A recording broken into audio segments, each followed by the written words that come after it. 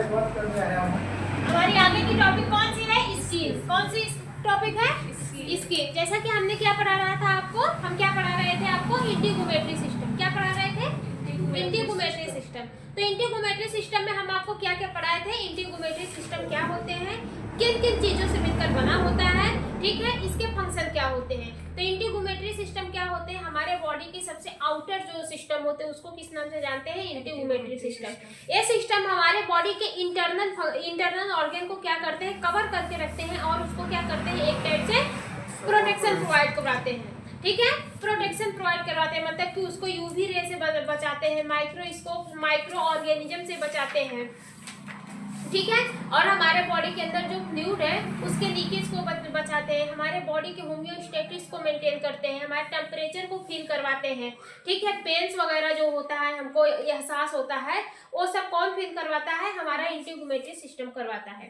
तो इंटीगोमेट्री सिस्टम में बहुत ऑर्गन आते हैं, जैसे हमारा स्किन हो गया, नेल्स हो गया, हेयर हो गया, ठीक है, और क्या था? ग्लैंड।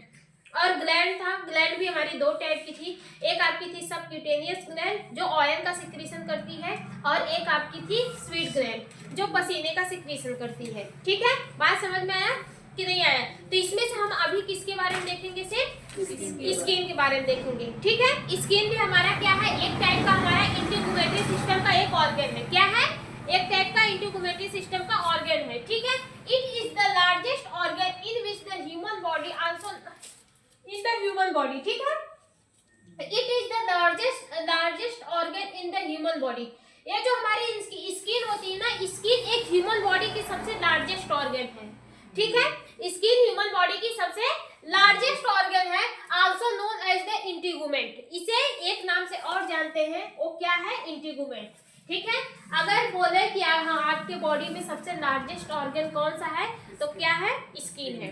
बोन भी है, बोन जो है, बोन भी हमारे पूरे बॉडी से अटैच है, लेकिन वो क्या है? जॉइंट में अटैच है, ठीक है, वो पूरी हमारी स्किन कहीं से भी कटी पटी नहीं है। आप देखेंगे हर जगह से क्या है, हमारी स्किन एकदम सॉफ्ट है, कहीं से भी यहाँ पे जोड़ नहीं दिख रहा है, कुछ भी नहीं दिख रहा है, ठीक है।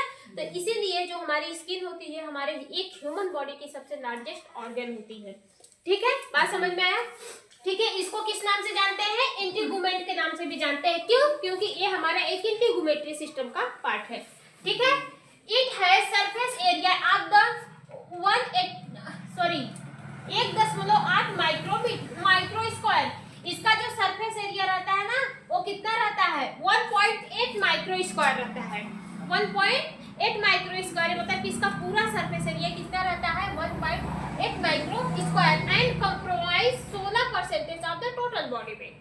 मतलब कि एक ह्यूमन बॉडी के हिसाब से ये कितना होता है? इसका जो वेट होता है कितना होता है? 16%, ठीक है। जैसे कि हमने इस कल का बताया था कि अगर आपके बॉडी में कितना है, आप 40 केजी की हैं, ठीक है, 40 केजी की है, तो 40 केजी में जो 5-6 केजी रहेगा वो आपका किसका वेट रहेगा? स्किन का वेट रहेगा, ठीक है। तो ये हमारे टोटल बॉडी वेट से कितना परसेंटेज होती है? 60%, मतलब 16% इसका वेट होता है, किसका? स्किन का, ठीक है। The thickness of skin vary from the 0.5 manometer, ठीक है, micrometer, sorry. The thickness of skin vary from the 0.5 micrometer. इसका मतलब समझ रहे हैं? जैसे कि हमारी आईलिड्स, देखिए हमारे बॉडी में जो स्किन होती है वो 2 टाइप की होती है। कितनी टाइप की होती है? 2 टाइप की होती है। एक तो बहुत ही थिक होती है, एक बहुत ही क्या होती है? सॉफ्ट होती है, ठीक है। जैसे कि आपकी आंखें की पलकें, यहाँ की स्किन अगर आप देखेंगे तो पतली दिखेगी, और वहीं पे अपने यहाँ की स्किन देखिए, या फिर अपने एड़ी का जो स्किन होता है, जो आपका नीचे पंजा है, वहाँ की स्किन देखेंगे तो आपको मोटी दिखेगी, ठीक है। तो वहाँ की जो मोटी स्किन होती है वो कितने माइक्रोमीटर की होती है? 4.0 माइक्रोमीटर की होती है। और जो आपकी आईलिड्स होती है, मतलब यहाँ की जो स्किन होती है, वो कितनी होती है? 0.5 माइक्रोमीटर, ठीक है, 0.5, ये कितना है? 4.0 माइक्रोमीटर, ठीक है, बात समझ में आया कि नहीं आया? ठीक है, यहाँ 16 फीट मतलब पैर के नीचे का, ठीक है। It performs the various function, most important that it provide protection from the internal environment. ये हमारे बॉडी में जो स्किन होती है ये हमारे बॉडी में वेरियस फंक्शन को परफॉर्म करती है। इसका मोस्ट इंपॉर्टेंट फंक्शन देखें तो ये हमारे इंटरनल ऑर्गन, जो हमारे बॉडी के अंदर के जो ऑर्गन्स है, जैसे हमारा लंग्स हो गया, हार्ट हो गया, किडनी हो गया, स्टमक हो गया, हमारा बोन्स हो गया, मसल्स हो गया, इस सबको क्या करती है, प्रोटेक्शन प्रोवाइड करवाती है। मेन फंक्शन इसका क्या है, हमारे इंटरनल बॉडी ऑर्गन को प्रोटेक्शन प्रोवाइड करवाती है। इसके अलावा ये हमारे बॉडी के होम्योस्टेटिस को भी मेंटेन करके रखती है। ठीक है, किसको, होम्योस्टेटिस को मेंटेन करके रखती है। ठीक है, इसीलिए आप देखिए ना, ठंडी में किसी को पसीना नहीं होता है, लेकिन गर्मी में सबको पसीना होता है। सब ऐसे ऐसे करते रहते हैं, जिसको देखो सब करते रहते हैं। क्यों? क्योंकि बाहर का इन्वायरमेंट जो होता है, कुछ कर रही है मैम, अपना बाल ऐसे कहां से इधर का, अच्छा, जो बाहर का इन्वायरमेंट होता है वो क्या होता है, अगर गर्म है आपकी बॉडी को क्या होना पड़ेगा, ठंडा होना पड़ेगा, तभी जाके आप एक्सटर्नल इन्वायरमेंट से और इंटरनल इन्वायरमेंट में कांस्टेंट जब बनेगा तभी आपकी बॉडी क्या करेगी, सरवाइव कर पाएगी। अगर ठंडी में भी पसीना इंसान को होने लगे तो इंसान, बाहर का भी इन्वायरमेंट ठंडा है और अंदर का भी इन्वायरमेंट ठंडा रहेगा तो इंसान सरवाइव करना भूल जाएगा, मतलब सरवाइव कर ही नहीं पाएगा। इसलिए आप देखेंगे ना, ठंडी में लोग बोलते हैं तो मुंह से क्या निकलता है, भाप निकलता है। ठीक है, ठंडियों में देखिएगा, सुबह सुबह देखिए ना, भाप निकलता है। वो सब क्या करता है, वो आपकी बॉडी को एक मतलब कि एक हीटनेस प्रोवाइड करवाता है, जिसकी वजह से आप क्या करते हैं, बाहर के इन्वायरमेंट से अपने बॉडी को सरवाइव करवा पाते हैं। ठीक है, गर्मियों में क्या होता है कि बाहर का इन्वायरमेंट ठंडा गर्म होता है, इसलिए आपको पसीने सिक्रीट होता है। पसीना का काम क्या रहता है, आपके बॉडी को ठंडा प्रोवाइड करवाना। ठीक है, वो आपके बॉडी को खून प्रोवाइड करवा के रखता है, हीट नहीं करता है, खून प्रोवाइड करवा के रखता है। तब जाके आप उसके कंपेयर से, मतलब बाहर के इन्वायरमेंट से अपने बॉडी को सरवाइव करवा देते हैं। ठीक है, तो ये जो स्किन होती है ये हमारे बॉडी की होम्योस्टेटिस को भी क्या करती है, मेंटेन करने का काम करती है। इसके अलावा ये हमारे इंटरनल बॉडी ऑर्गन को यूवी रेडिएशन से भी बचाती है। किससे बचाती है, यूवी रेडिएशन से भी बचाती है। देखिए, हाईएस्ट अमाउंट में अगर यूवी रेडिएशन हमारे लगे तो देखो हमारे क्या है, जो हमारी सूर्य की रोशनी आती है वो किससे छन के आती है, ओजोन परत से छन के आती है। वो किससे छन के आती है, ओजोन परत से छन के आती है। फिर जब हमारे स्किन पे पड़ती है तो स्किन पर भी प्रोटेक्शन प्रोवाइड करवाती है हमारी स्किन। ठीक है, मैक्सिमम कंसंट्रेशन में वो क्या करती है, एक सनलाइट को एब्जॉर्ब करती है और उसी से क्या बनाती है, आपके बॉडी में विटामिन डी बनाती है। और विटामिन डी जो होता है वो कैल्शियम के एब्जॉर्प्शन के लिए रिस्पॉन्सिबल होता है। आपके बॉडी में कैल्शियम है लेकिन आपके बॉडी में विटामिन डी नहीं है तो कैल्शियम आपका काम नहीं करेगा। इसलिए आप जितना भी टैबलेट देखेंगे कैल्शियम का, उसके साथ विटामिन D3 दिया रहेगा। ठीक है, कॉम्बिनेशन में क्या दिया रहेगा, विटामिन D3। अगर आपके बॉडी में विटामिन D3 की कमी है तो ये जो उसमें कैल्शियम के साथ जो मिला रहता है वो अपना काम दिखाएगा और कैल्शियम का एब्जॉर्प्शन आपके बॉडी में होगा। तो कैल्शियम का बहुत सारा फंक्शन रहता है, हम आपको बता भी दिए हैं, तो वो सारा फंक्शन कंटिन्यू आपके बॉडी में होता रहता है। ठीक है, बात समझ में आया कि नहीं आया? यूवी रेडिएशन से बचाती है। ठीक है, कैंसर वगैरह से हमारे बॉडी को क्या करती है, बचाती है। ठीक है, फिर इसके बाद क्या है, स्ट्रक्चर ऑफ द स्किन। क्या है, स्ट्रक्चर ऑफ स्किन। जो हमारी स्किन होती है ना, स्किन मेनली कितनी लेयर से मिलकर बनी होती है, 3 लेयर से मिलकर बनी होती है। इतनी मोटी हमारी स्किन है। ठीक है, ये हमारी कितनी लेयर से मिलकर बनी है, 3 लेयर से मिलकर बनी होती है। जो सबसे ऊपर की लेयर होती है ना, उसको किस नाम से जानते हैं, एपिडर्मिस। किस नाम से जानते हैं, एपिडर्मिस। सबसे ऊपर वाली लेयर क्या कहलाती है, एपिडर्मिस कहलाती है। ठीक है, इस लेयर में आपको किसी भी टाइप का कोई भी ब्लड वेसल्स नहीं दिखेगा, किसी भी टाइप का कोई भी ब्लड वेसल्स नहीं दिखेगा। एपिडर्मिस हमारे बॉडी की सबसे ऊपरी वाली लेयर है। ये जो हमको दिख रहा है, जो दिख रहा है, ये हमारी कौन सी लेयर है, एपिडर्मिस है। एपिडर्मिस हमारे बॉडी की सबसे ऊपरी लेयर है। इसमें, इस लेयर में अगर उठा के देखेंगे तो इस लेयर में किसी भी टाइप का कोई भी ब्लड वेसल्स नहीं रहेगा, जो एकदम बहुत पतला है। ये तो हम उठा रहे हैं तो हमारी पूरी स्किन आ रही है, मतलब इसमें हमारी तीनों लेयर आ रही है। लेकिन जो एपिडर्मिस है उसमें किसी भी टाइप की कोई भी ब्लड वेसल्स नहीं होती है। ठीक है, और फिर इसमें किसी भी टाइप का कोई नर्व एंडिंग भी नहीं होता है। नर्व एंडिंग होते हैं।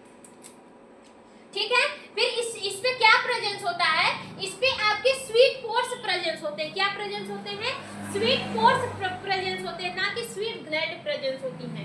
ठीक है, स्वीट पोर्स जो आपके छोटे छोटे पोर्स दिखते हैं ना, वो प्रेजेंस रहते हैं।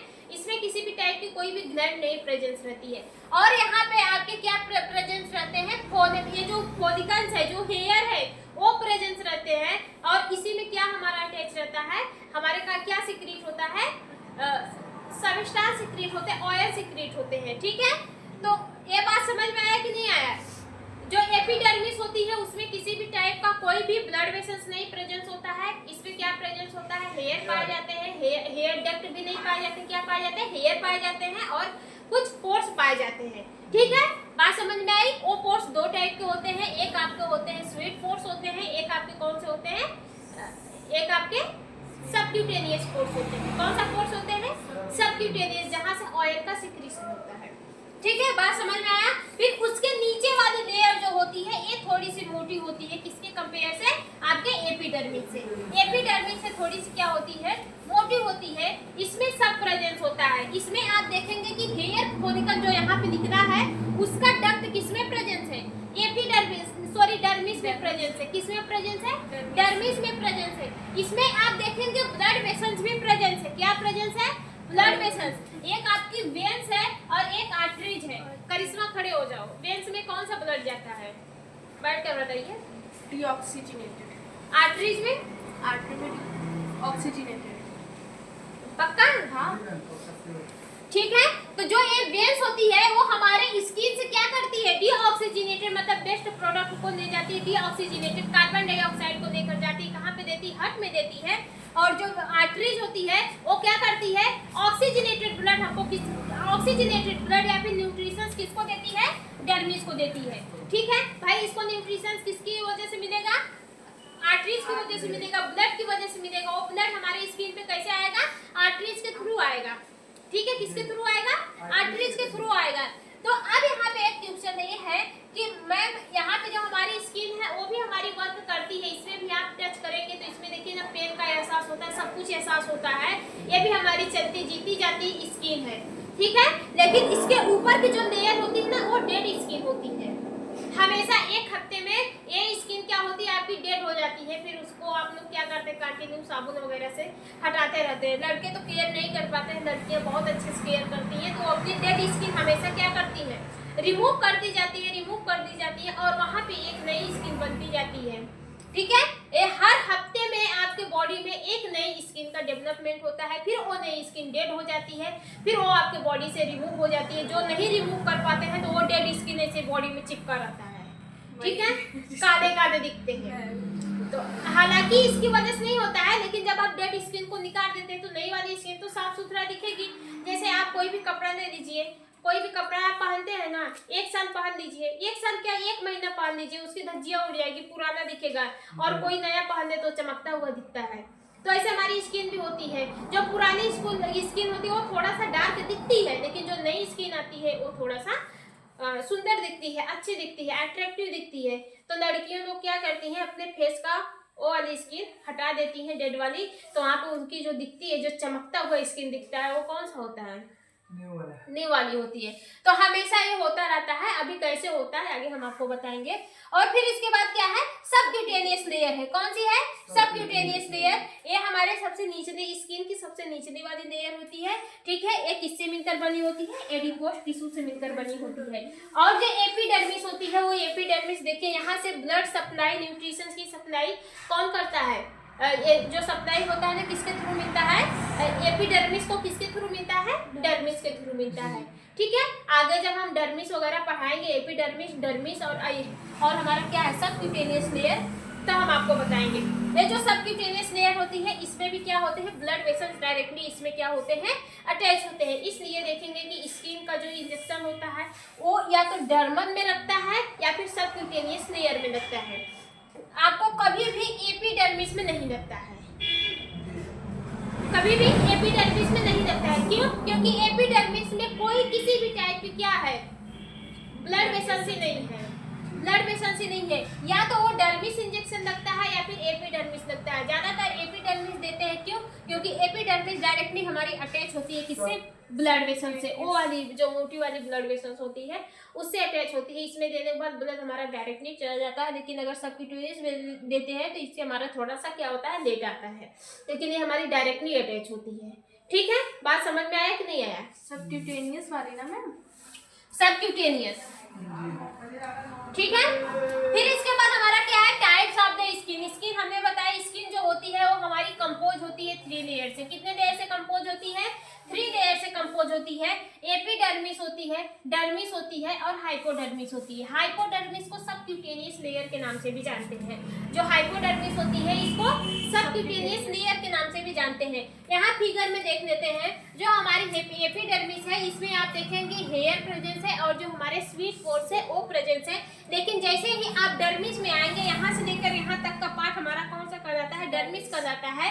इस पे वेन्स भी दिखेंगी, आर्टरीज भी दिखेंगी, मतलब वही ब्लड वेसल्स हो गया। हमारी स्वीट ग्लैंड भी दिखेंगी, जो यहाँ पे पोर्स बना रही है वो हमारी स्वीट ग्लैंड भी दिखेंगी। और हमारे क्या होंगे, होते हैं नर्व होते हैं, ठीक है। नर्व जो मैसेजेस का आदान प्रदान करते हैं, जो फील करवाते हैं, वो नर्व भी क्या होते हैं हमारे किसमें प्रेजेंस होते हैं? डर्मिस में प्रेजेंस होते हैं। और जो सबक्यूटेनियस होता है वो सबसे नीचे बना होता है, ये हमारे एडिपोस टिश्यू से मिलकर बना होता है, ठीक है। तो सबसे पहले हम एपिडर्मिस को देखते हैं। It is the outer most layer. जो एपिडर्मिस होती है वो कौन सी लेयर होती है? स्किन की। It is the outer most layer of the skin. हमारे स्किन की सबसे आउटर वाली लेयर होती है, हमारे स्किन की सबसे आउटर वाली लेयर होती है, जो आपका अपने आप के आंखों से क्या होती है? विजुअल होती है, जो अपने आंखों से आपके आंखों से दिखाई देती है, वही हमारी क्या है? एपिडर्मिस लेयर होती है, ठीक है। It is made up of the stratified squamous epithelium tissue. ये किससे मिलकर बनी होती है? ये हमारी जो एपिडर्मिस होती है वो स्ट्रेटिफाइड स्क्वामस एपिथेलियम टिश्यू से मिलकर बनी होती है। बात समझ में आ रहा है कि नहीं आ रहा? स्ट्रेटिफाइड स्क्वामस एपिथेलियम टिश्यू से क्या होती है? एपिडर्मिस मिलकर बनी होती है, ठीक है। The major portion of the epidermis is made up of, ठीक है, केराटिनोसाइट्स, ठीक है, made up of the keratinocyte cells. जो हमारे एपिडर्मिस के जो मेजर पोर्शन होते हैं, यहाँ से यहाँ तक की जो पोर्शन होती है, इसमें हमारे कितने होते हैं? कम से कम 4-5 लेयर प्रेजेंस होती हैं। 5 लेयर प्रेजेंस होती हैं किसमें? एपिडर्मिस में। अभी हम जब एपिडर्मिस आपको पढ़ाएंगे तो अच्छे से क्लियर होगा, ठीक है। सिर्फ इसी का ऊपर वाला जो ये पार्ट होता है ये हमारे किससे मिलकर बने होते हैं? इसका जो मेजर पोर्शन होता है वो केराटिनोसाइट सेल से मिलकर बना होता है। किससे? केराटिनोसाइट सेल से मिलकर बना होता है। ये जो केराटिनोसाइट सेल्स है एक प्रोटीन का सिंथेसिस करती है। ये जो केराटिनोसाइट सेल्स होती है ना, ये एक प्रोटीन का सिंथेसिस करती है। उस प्रोटीन को किस नाम से जानते हैं? केराटिन के नाम से जानते हैं। किस नाम से जानते हैं? केराटिन के नाम से जानते हैं। ये हमारे केराटिन स्किन में भी होती है, नाखून में भी होती है, ठीक है। बात समझ में आया? फिर इसके बाद क्या है? ये जो केराटिन होती है ना वो क्या करती है? सपोर्ट प्रोवाइड करवाती है, प्रोटेक्शन प्रोवाइड करवाती है। कैसे? आगे अभी डिटेल में सब समझ में आएगा, ठीक है। फिर इसके बाद कौन सा है? हमारा डर्मिस है। जो डर्मिस होता है it is the second deepest layer, ठीक है, ऑफ द स्किन। ये हमारे स्किन की कौन सी है? सेकंड और डीपेस्ट, मतलब कि ये हमारी स्किन की बीच वाली लेयर होती है, ठीक है। ये क्या करती है? Which is lining between the epidermis, ठीक है। ये एपिडर्मिस के बीच वाली लाइनिंग होती है। कौन सी लाइनिंग होती है? एपिडर्मिस के बीच वाली लाइनिंग होती है, ठीक है।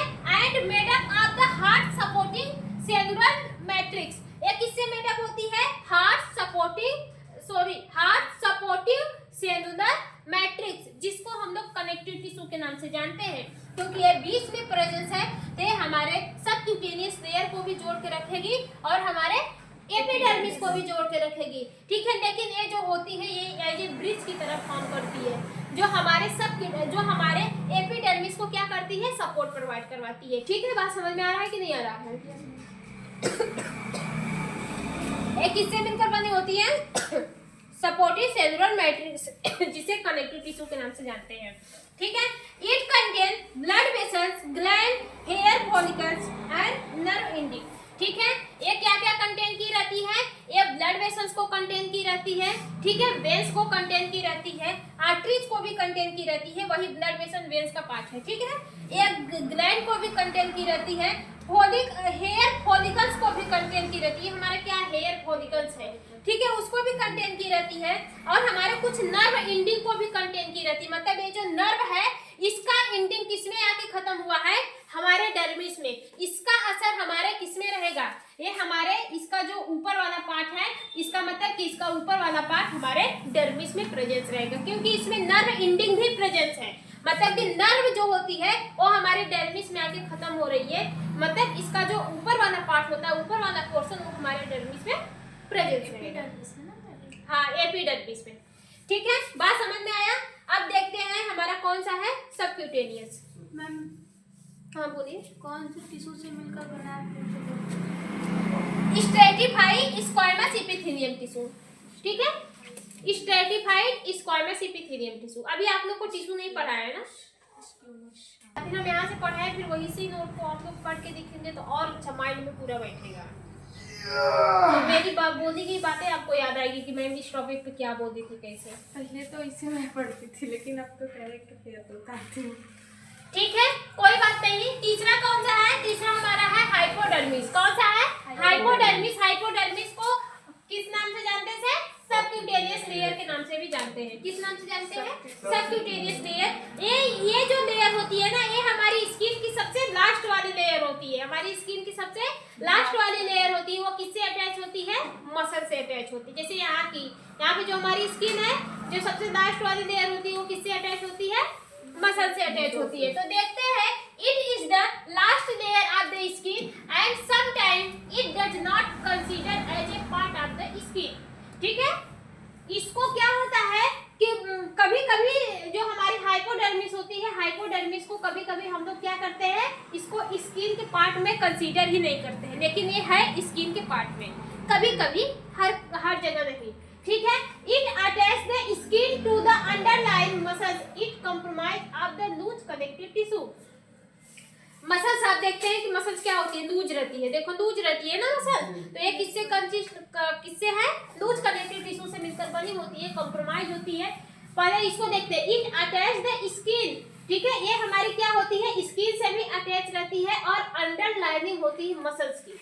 ठीक है, जैसे हमारी लास्ट वाली लेयर है, बीच वाली कौन सी है? डर्मिस। ऊपर वाली कौन सी है? एपिडर्मिस। तो ये वाली जो लेयर होती है, ये हमारी अटैच होती है किससे? डायरेक्टली मसल से। मतलब कि इससे हमारे, अब इसके नीचे क्या है? हमारी मसल्स है। ठीक है, इसी से क्या बने, मतलब ये नीचे मसल्स है, इसीलिए हमारी स्किन की सबसे, ये हमारी स्किन को भी अटैच की रहती है और जो अंडरलाइनिंग मसल्स को, ये मसल्स को भी क्या करती है? अटैच करके रखती है। एक कंपोज होती है लूज कनेक्टिव टिश्यू से और एडिपोज टिश्यू से। ठीक है, किससे मिलकर बनी होती है? लूज कनेक्टिव टिश्यू से और एडिपोज टिश्यू से। इसके अंदर क्या प्रेजेंस होता है? फैट सेल्स प्रेजेंस होते हैं। क्या प्रेजेंस होते हैं? फैट सेल्स प्रेजेंस होते हैं, जो क्या करते हैं? फैट्स को अपने पास रखते हैं। किसको? फैट्स को अपने पास रखने का काम करते हैं। अगर आपके बॉडी में एनर्जी होता है तो कैलोरीज में बदलकर फैट को क्या करता है? एनर्जी में प्रोवाइड करवा देता है, मींस कि वो काम में निकल जाता है। बाकी जो बचता है वो आपके इसी सेल में स्टोर हो जाता है। इसीलिए इंसान देखो खूब मोटे दिखते हैं। ठीक है, उनकी मसल्स क्या होती है? मोटी मोटी होती है। क्यों होती है? क्योंकि डायरेक्टली किससे अटैच है? हमारी मसल से ही अटैच है। किससे अटैच है? मसल से ही। तो यहीं पे क्या प्रेजेंस है? हमारी फैट सेल्स प्रेजेंस होती है, जो फैट को क्या करती है? अपने पास रखने का काम करती है। उसी फैट को एनर्जी की जरूरत होती है, तो उसी फैट में से एनर्जी को देती है कैलोरीज में बदल के, उसको कैलोरी में बदल के उसको एनर्जी में कन्वर्ट कर देती है। बाकी जो नहीं यूज होता है फैट्स, वो आपके बॉडी में ही पड़ा रहता है, वो आगे चल के मोटापा भी बना सकता है। ठीक है, बात समझ में आया? फिर इसके बाद फंक्शन की बात करें तो स्किन के बहुत सारे फंक्शन होते हैं, हमने पहले भी आपको बता दिया था। जैसे कौन सा है? सेंसेशन। सबसे पहले कौन सा है? Sensation. It contain numbers receptor and the nerve ending which help the sensation of touch, pressure, hot, cold, temperature या फिर पेन। ठीक है, ये जो सेंसेशन का भी फंक्शन हमारा स्किन में शो होता है। जो स्किन होती है वो अपने अंदर नंबरस रिसेप्टर को क्या करती है? कंटेन करके रखती है। उसी के अंदर हमारे नर्व एंडिंग भी प्रेजेंस होते हैं, जो सेंसेशन में मदद करते हैं। मींस कि वो मैसेजेस को सेंस करते हैं और उसी मैसेजेस को कहाँ पे पहुंचाते हैं? हमारे ब्रेन के पास पहुंचाते हैं। इसलिए जब बोला जाता है ना कि हमारे बॉडी में सेंसरी ऑर्गन कौन कौन सी है, तो उसमें से आपकी स्किन भी आती है। स्किन है, ये हमारी सेंसरी ऑर्गन है। आपकी आँख हो गया, नोज हो गया, टंग्स हो गया, ये सब क्या है? सेंसरी ऑर्गन है। तो उसमें से आपकी स्किन भी आती है। क्यों? क्योंकि इसमें नर्व रिसेप्टर प्रेजेंस होते हैं। नंबरलेस नर्व रिसेप्टर प्रेजेंस होते हैं, इसमें हमारे क्या होते हैं, नर्व एंडिंग भी प्रेजेंस होते हैं। ये क्या करते हैं, मैसेज को सेंस करते हैं, उसी मैसेज को ब्रेन तक पहुंचाते हैं। ये टच भी हो सकता है, प्रेशर भी हो सकता है, हॉट हो सकता है, कूल हो सकता है, मौसम चेंज होता है आपको तुरंत पता चलता है, आपकी बॉडी पे कोई थोड़ी सी चोट लग जाती है तुरंत पता चलता है, आपको कोई छू रहा है तुरंत पता चल जाता है, ठीक है। और इसके बाद क्या है, पेन हो गया, आपको कोई मार रहा है, अगर आपको दर्द है तो क्या होता है, तुरंत पता चल जाता है। तो इस सब का मैसेजेस क्या करती है, वो हमारी स्किन सेंस करती है और सेंस करके ट्रांसफर कर देती है ब्रेन के पास, ठीक है। फिर इसके बाद ये जो स्किन होती है वो हमारे बॉडी में प्रोटेक्शन का भी काम करती है, मीन्स कि ये हमारे बॉडी को प्रोटेक्ट करती है। तो इसका जो मेन फंक्शन था कि हमारे इंटरनल ऑर्गन को प्रोटेक्ट करती है। तो इंटरनल ऑर्गन को प्रोटेक्ट करती है, लेकिन किससे प्रोटेक्ट करती है, हमारे एक्सटर्नल एनवायरनमेंट से, ठीक है।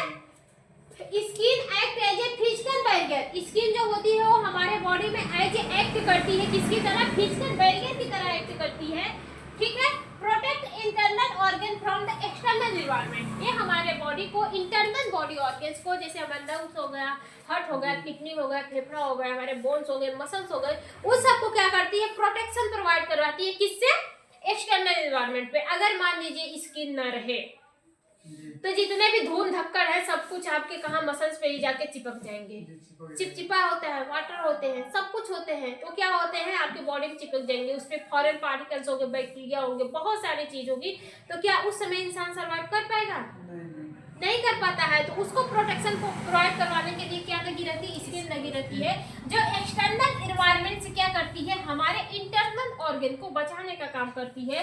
जैसे यूवी रेडिएशन हो गया, हीट हो गया, वायरसेस हो गए, ठीक है। हीट अगर आप जल जाते हैं तो सबसे पहले कहाँ पे जाता है, आपकी स्किन पे ही जाता है, ठीक है। यूवी रेडिएशन, जो अल्ट्रावायलेट रेडिएशन आती है, सूर्य के प्रकाश से जो रेडिएशन आती है सबसे पहले कहाँ पे पड़ती है, आपकी स्किन पे ही पड़ती है, ठीक है। कोई किसी भी टाइप का जो वायरस वगैरह हो, अगर आपके बॉडी में इंटर करना चाह रहा है तो सबसे पहले उसको किससे गुजरना पड़ेगा, स्किन से ही गुजरना पड़ेगा, ठीक है, बात समझ में आया। फिर इसके बाद कौन सा है, एब्जॉर्प्शन, कौन सा है, एब्जॉर्प्शन, ठीक है। Help in the absorption of the various drug from the transdermal route. अब इसमें हमने आपको एब्जॉर्प्शन बताया था, तब उस पर हम आपको बताए थे कि जो हमारी स्किन होती है वो एब्जॉर्प्शन का भी काम करती है, ठीक है। अब ड्रग का एब्जॉर्प्शन कैसे होता है, बहुत प्रोसेस से होता है, एक्टिव ट्रांसपोर्ट होता है, पैसिव ट्रांसफर होता है, ठीक है। एक्टिव ट्रांसपोर्ट में क्या होता था कि जो हमारे ड्रग होते हैं वो हाई कंसंट्रेशन से लो कंसंट्रेशन की तरफ मूव करते थे, लेकिन उसमें किसी भी एनर्जी की जरूरत नहीं होती है। लेकिन यहाँ पे हमारे जो हमारी ड्रग होती है वो उसका जो डिफ्यूजन होता है किसके थ्रू होता है, डिफ्यूजन एक्टिव ट्रांसपोर्ट के थ्रू होता है। इसमें भी हमारी जो ड्रग होती है वो हाई कंसंट्रेशन से लो कंसंट्रेशन की तरफ तो बढ़ेगी, लेकिन किसी एनर्जी की रिक्वायरमेंट होगी। तो अब ये आप कोई पैचेस देख लीजिए, जैसे बैंडेज हो गया, अगर आपको चोट लगती है क्या करते हैं, आप अपनी स्किन पर चिपका लेते हैं। कोई भी पट्टी वगैरह हो गया, हाथ टूट गया है, नहीं हाथ को जाने दीजिए, बहुत सारे ऐसे पट्टी होते हैं, ठीक है। वो क्या होते हैं, आप उसमें दवा भरी रहती है, वो अपने हाथ पे क्या करते हैं, अपने स्किन पर कहीं पे भी आप उसको क्या करते हैं, चिपका देते हैं, जहाँ पे क्रीम वगैरह तो चोट लगती है वहाँ पे क्या करते हैं, चिपका देते हैं। तो उसमें जो ड्रग होती है, जो उसमें ड्रग भरी रहती है, वो ड्रग क्या होती है, धीरे धीरे धीरे धीरे एक्टिव ट्रांसपोर्ट के थ्रू वो आपकी कहाँ पे जाएगी, ब्लड में जाएगी। कहाँ पे जाएगी, ब्लड में जाएगी। अब ये ब्लड कहाँ पे है, हमारी डर्मिस में है। ब्लड वेसल्स कहाँ पे प्रेजेंस है, डर्मिस में प्रेजेंस है, मतलब डिफ्यूज होती है। डिफ्यूज किसके थ्रू होती है, एक्टिव ट्रांसपोर्ट के थ्रू होती है। मीन्स कि यहाँ पे हमारे क्या, ये इस स्किन पे क्या लगे होते हैं, बैरियर लगे होते हैं। क्या लगे होते हैं, बैरियर। वो ड्रग को लेते हैं, फिर उस ड्रग को इसमें देते हैं। ये ड्रग क्या करती है, इस वाले बैरियर्स लेके यहाँ पे लेकर ये हमारे डर्मिस में छोड़ देती है। डर्मिस में क्या प्रेजेंस होते हैं, ब्लड वेसल्स। ब्लड वेसल से ही दवा हमारी कहाँ पे चली जाती है, ब्लड में चली जाती है। बात समझ में आया। अब देखो यहाँ पे यहाँ पे देखो, तो जब ये यहाँ पे क्या लगता है, एनर्जी लगती है। क्या लगती है, एनर्जी लगती है। तो एनर्जी कहाँ से मिलती है, हमारी फैट यहीं पर है, फैट सेल से हमको एनर्जी की रिक्वायरमेंट हो जाती है, ठीक है। बात समझ में आया। मीन्स की जो डिफ्यूजन एक्टिव ट्रांसपोर्ट होते हैं, इसमें ड्रग हमारे मूव करती है हाई कंसंट्रेशन से लो कंसंट्रेशन की तरफ, लेकिन किसकी हेल्प से करती है, एनर्जी की मदद से करती है और कैरियर बॉडी इसमें प्रेजेंस होते हैं। बात समझ में आया कि नहीं आया? आप बहुत सारे ऐसे पैचेस देखे होंगे जो स्किन पे लग जाते हैं, ठीक है। ये ऐसे रहते हैं, बैंडेज का ही देख लो जो ऐसे करके दिया रहता है, ठीक है। वो पहले यहाँ से क्या होता है, ऐसे ऐसे होगा, ठीक है। फिर यहाँ पे क्या भरे रहते हैं, दवा। यहीं पे क्या होता है, पीला पीला कलर की क्या भरा रहता है, दवा भरा रहता है। आप यहाँ से एक प्लास्टिक को उचाड़ते हैं और यहाँ से एक प्लास्टिक को उचाड़ते हैं, तो इसके बीच क्या लगा रहता है, अडहेसिव लगा रहता है। क्या लगा रहता है, अडहेसिव लगा रहता है। अडहेसिव मतलब वो क्या करता है, चिपकाने का, अडहेयर करने का काम करता है। वो पैचेस को क्या करता है, आपकी स्किन से चिपका देता है, ठीक है। बात समझ में आया? फिर इसके बाद क्या करता है, सिक्रीशन का भी काम करती है। हमारी जो स्किन होती है वो सिक्रीशन का भी काम करती है, हेल्प करती है। Skin help in the secretion of the sweat from the sweat gland and sebum from the subcutaneous sebaceous gland. किससे है, सबसियस ग्लैंड, वही आपकी होती है सबक्यूटेनियस ग्लैंड, ठीक है। वहां से भी क्या करती है, सेबम का प्रोडक्शन करवाती है, जिसको हम लोग ऑयल्स के रूप में जानते हैं, ठीक है। ऑयल जो निकलते हैं ये सबसे ज़्यादा स्किन पे निकलते हैं, तो स्किन हमेशा क्या होती है, चिपचिप करती रहती है। गर्मियों में सबसे ज़्यादा देखने को मिलता है, ठीक है। फिर इसके बाद क्या होता है, रेगुलेशन। क्या होता है, रेगुलेशन। गर्मियों में क्यों होता है, क्योंकि वहाँ पे आपके ओपन पोर्स खुले होते हैं, ठीक है। ओपन पोर्स ओपन रहते हैं। क्यों ओपन रहते हैं, क्योंकि पसीने का सिक्रीशन लगातार होता है, तो वहाँ पे गर्मियों में ज़्यादा जरूरत हो सकती है आपके सबक्यूटेनियस का सिक्रीशन का, ठीक है। ठंडी में आपकी स्किन ऑलरेडी ड्राई रहती है, आपके जो पोर्स होते हैं वो क्लोज रहते हैं, ज़्यादा पसीने का सिक्रीट नहीं करवाते हैं, होता ही नहीं है पसीना, ठीक है। तो वहाँ से तब ऑयल्स का सिक्रीशन नहीं हो पाता है। बात समझ में आया कि नहीं आया? फिर इसके बाद क्या है, रेगुलेटर। रेगुलेशन क्या है, regulation. It help in the regulation of the temperature of the body by secreting sweet and other mechanism, ठीक है।